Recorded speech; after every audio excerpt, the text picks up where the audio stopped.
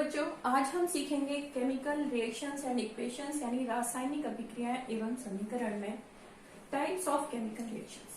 बच्चों, पिछले वीडियो में हम जान चुके हैं कॉम्बिनेशन रिएक्शंस के बारे में यानी संयोजन अभिक्रिया के बारे में। इस रिएक्शन में क्या होता था कि दो से ज्यादा तरह के रिएक्टेंट होते थे और मिलकर के कोई एक सिंगल प्रोडक्ट बना लेते हैं, यानी दो से ज्यादा तरीके के रिएक्टेंट मिल करके केवल एक ही प्रोडक्ट बनाए, उसको हम कहते हैं कॉम्बिनेशन रिएक्शन।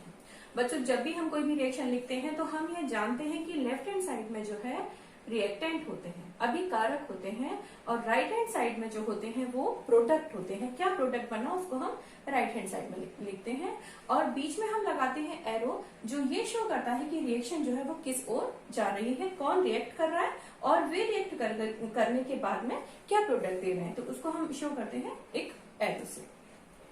यहाँ पर अगर हमें किसी रिएक्शन में हीट देनी हो, यानी उस दो जो रिएक्टेंट है उनको हम अगर गर्म कर रहे हैं, तो हम उस हीट को क्या करेंगे, इस एरो के ऊपर लिख देंगे।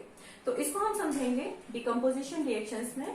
यहाँ पर हम क्या करते हैं, जैसे कॉम्बिनेशन रिएक्शन में क्या था कि दो रिएक्टेंट मिल करके एक प्रोडक्ट दे रहे थे, यहाँ पर उल्टा होगा, यानी कि एक रिएक्टेंट होगा और वो हीट करने पर या किसी और तरह की एनर्जी देने पर दो से ज्यादा सिंपलर प्रोडक्ट में चेंज हो जाएगा, ब्रेक हो जाएगा।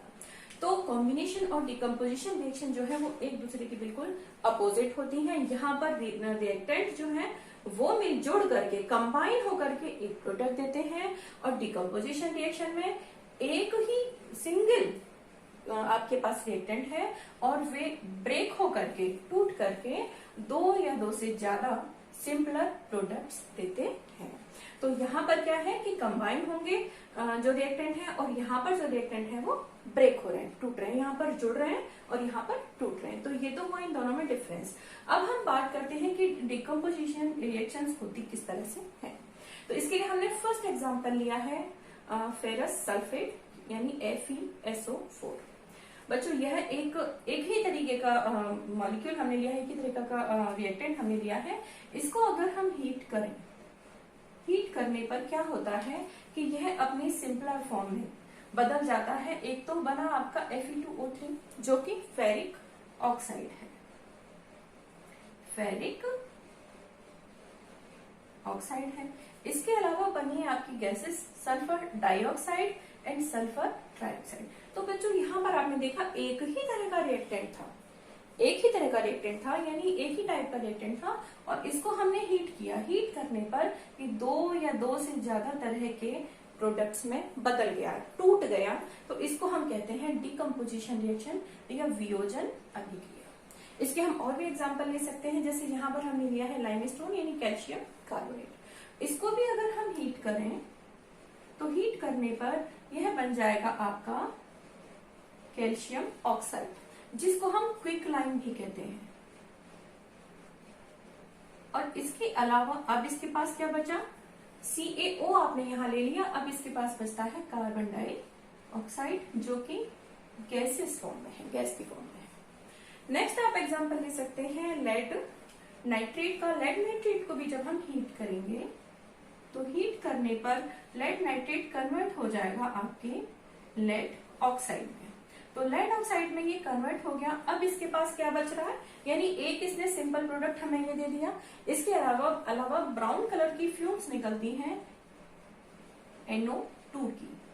तो इसके बाद में इसके अलावा हमें और क्या मिलेगा, यहाँ पर ऑक्सीजन मिलेगी। तो बच्चों, इस रिएक्शन में आपने देखा कि सिंगल टाइप ऑफ रिएक्टेंट था, एक ही तरह का रिएक्टेंट था, और उसने दो से ज्यादा तरह के प्रोडक्ट हमें दे दिए। इस रिएक्शन में भी सिंगल टाइप रिएक्टेंट था, हीट करने पर उसने दो से ज्यादा तरीके के प्रोडक्ट हमको दे दिए। तो इस तरह की रिएक्शन जिनमें केवल एक ही तरह का रिएक्टेंट है और वो ब्रेक होकर के और दो से ज्यादा तरीके के प्रोडक्ट अगर हमें देता है, तो इसको हम कहेंगे कि यह डिकम्पोजिशन रिएक्शन है। तो आसानी से इस चीज को आप आइडेंटिफाई कर सकते हैं कि कौन सी रिएक्शन कॉम्बिनेशन है, कौन सी रिएक्शन डिकम्पोजिशन है, जिसमें रिएक्टेंट आपस में जुड़ रहे हैं, कंबाइन हो रहे हैं और एक ही प्रोडक्ट दे रहे होंगे, आपकी कॉम्बिनेशन रिएक्शन। और जिसमें केवल एक ही रिएक्टेंट है और वो ब्रेक होकर के उसको आपने चाहे हीट दी और उसके बाद में वो ब्रेक हो गया सिंपलर प्रोडक्ट्स में, तो वो हो गई आपकी डिकम्पोजिशन यानी फ्यूजन अभिक्रिया।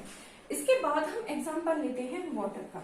वाटर के जो मॉलिक्यूल हैं, यहाँ पर हमने एग्जांपल लिया कि 2 मॉलिक्यूल्स हमारे पास हाइड्रोजन के थे और 1 ऑक्सीजन का था, मिलकर के इसने 2 मॉलिक्यूल्स ऑफ वाटर दे दिए। यानी ये दोनों जो मॉलिक्यूल्स थे, दोनों जो रिएक्टेंट थे वो कंबाइन हो गए, जुड़ गए और जुड़ करके उन्होंने वाटर मॉलिक्यूल दे दिए। यहाँ पर हम क्या करेंगे, वाटर के जो मॉलिक्यूल हैं उनको ब्रेक करेंगे। यहाँ पर ये कंबाइन हुए हैं, यहाँ पर हम देखेंगे कि किस तरह हम इनको ब्रेक कर सकते हैं। तो बच्चों, जब भी वाटर मॉलिक्यूल से हमको हाइड्रोजन या ऑक्सीजन गैस में इसको हम ब्रेक करना चाहते हैं, तो इसके लिए हमें करानी होती है इलेक्ट्रोलिसिस। इलेक्ट्रोलिसिस। तो बच्चों, इसमें इस प्रोसेस को हम देखते हैं इस एक्टिविटी की हेल्प से।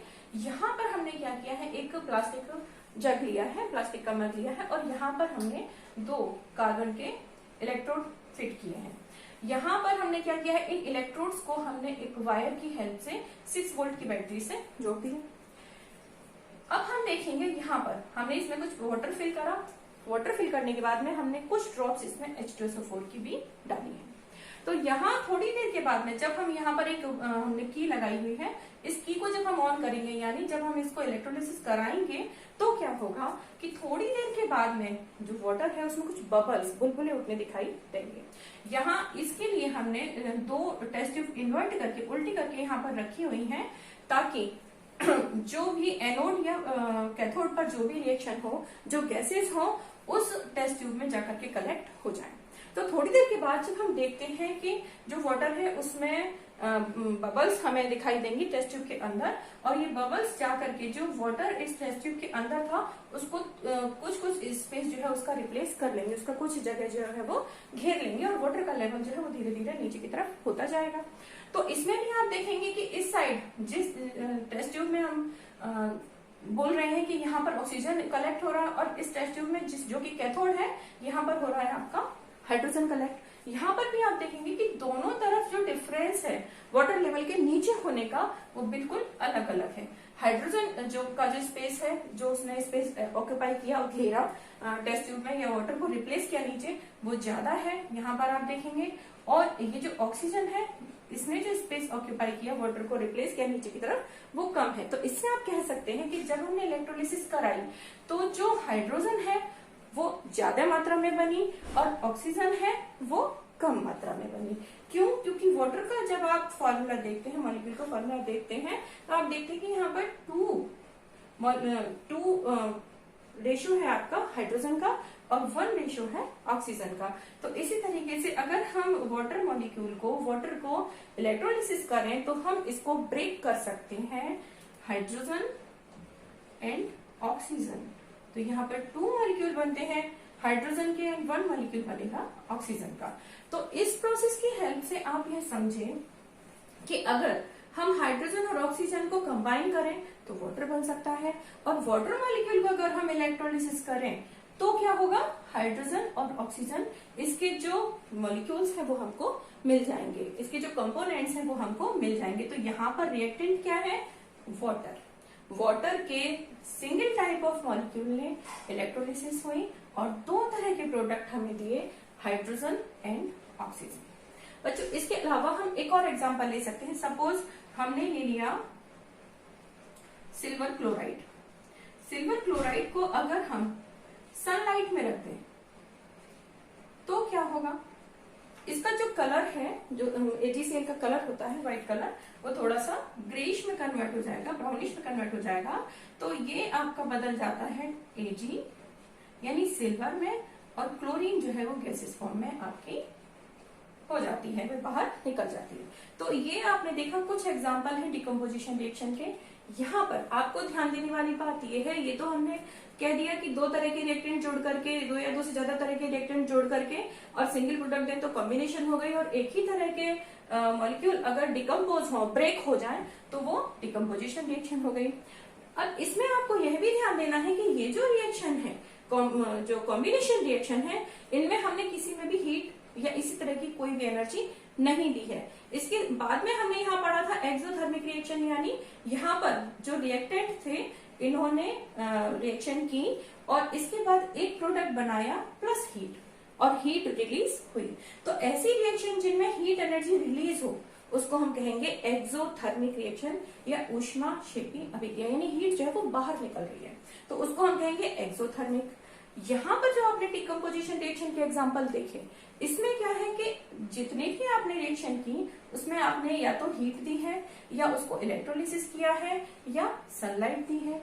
तो इस तरह हम कह सकते हैं कि डिकम्पोजिशन रिएक्शन होने के लिए हमें किसी भी तरह की एनर्जी रिएक्टेंट को देनी होती है, चाहे तो वो हीट की फॉर्म में हो, इलेक्ट्रिसिटी की फॉर्म में हो या लाइट एनर्जी हो, तो हमें किसी भी तरह की एनर्जी इसको देनी होती है। तो इस प्रोसेस में तो क्या है एक्सोथर्मिक में कि हीट जो है वो रिलीज हो रही है, बाहर निकल रही है, लेकिन डिकम्पोजिशन रिएक्शन में हीट क्या है एब्सॉर्ब हो रही है, एनर्जी जो है वो एब्सॉर्ब हो रही है। तो इस तरह की reaction in which energy is absorb, इसको कहते हैं एक्सोथर्मिक रिएक्शंस यानी ऊष्मा शोषी अभिक्रिया।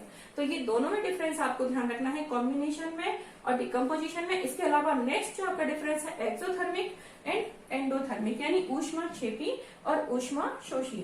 तो यहाँ एक्सोथर्मिक में क्या है, हीट रिलीज होगी, रिएक्शन होने के बाद जो प्रोडक्ट बनेंगे उसके साथ हीट रिलीज होगी। और यहाँ पर जो एंडोथर्मिक रिएक्शन है, यहाँ पर रिएक्शन होने के लिए आपको हीट देनी होगी, इसमें हीट बाहर निकलेगी, रिलीज होगी, और इसमें जो है एंडोथर्मिक में हीट एब्सॉर्ब होगी, यानी आपको हीट देनी होगी तभी रिएक्शन आगे होगी।